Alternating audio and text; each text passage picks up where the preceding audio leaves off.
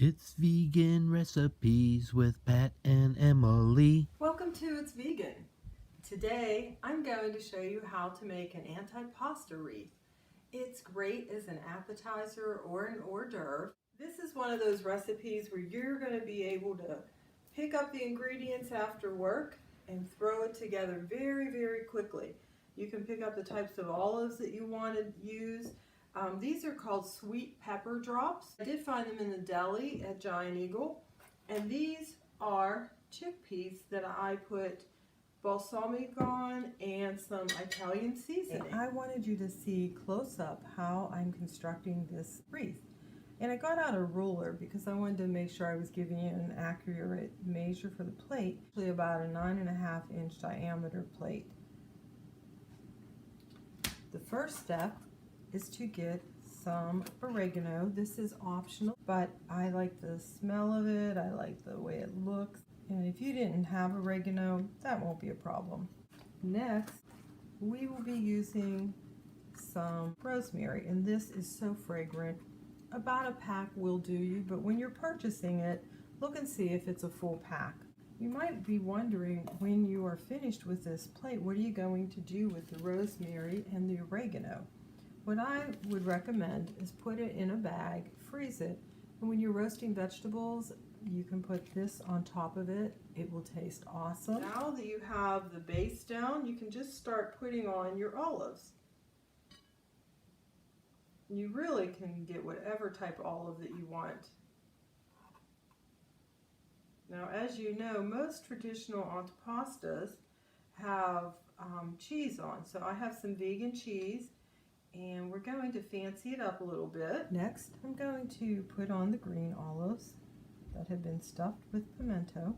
We'll just keep filling in, and depending on how large a party you're going to would determine how large of a wreath that you would make. Put on the black olives. Now I'm adding a few chickpeas. These had been sprinkled with some balsamic vinegar and some Italian seasoning just to perk them up a little bit. The various colors look so pretty. The next thing that I'm going to be putting on are these sweet pepper drops.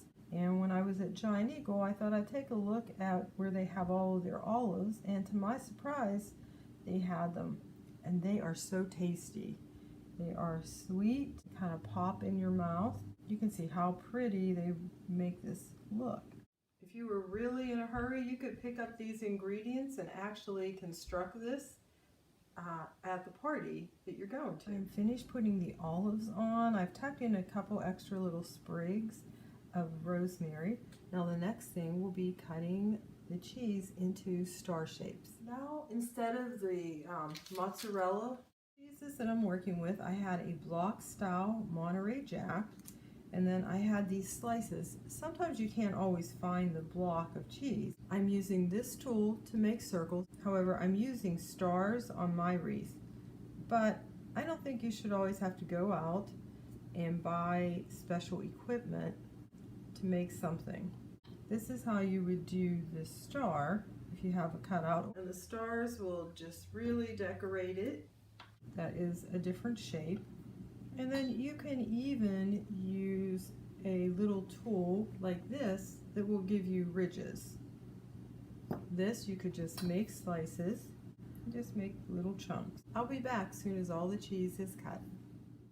I have my star cheese cut out. I've got some homemade crackers and some bought crackers.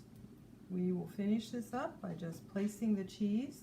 This is also a beautiful dish to take to a covered dish or an hors d'oeuvre party. This is what it looks like. Here's the finished product.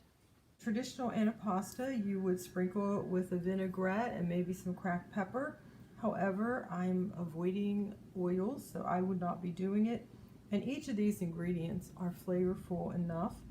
You can get some cute little tongs so your guests can serve themselves. And this is the way I prefer it, but the original recipe did show crackers in the center, so I wanted to show you what it looks like with some crackers in the center. Those are the homemade ones.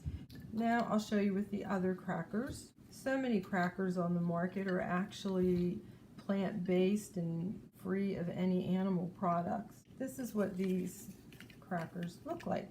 I hope you enjoy this. I hope you make it over the holidays. And I want to wish you Merry Christmas. God bless you. Thank you. The outtakes are up next. Sorry, I had to blow my nose. And you can take it, it's great.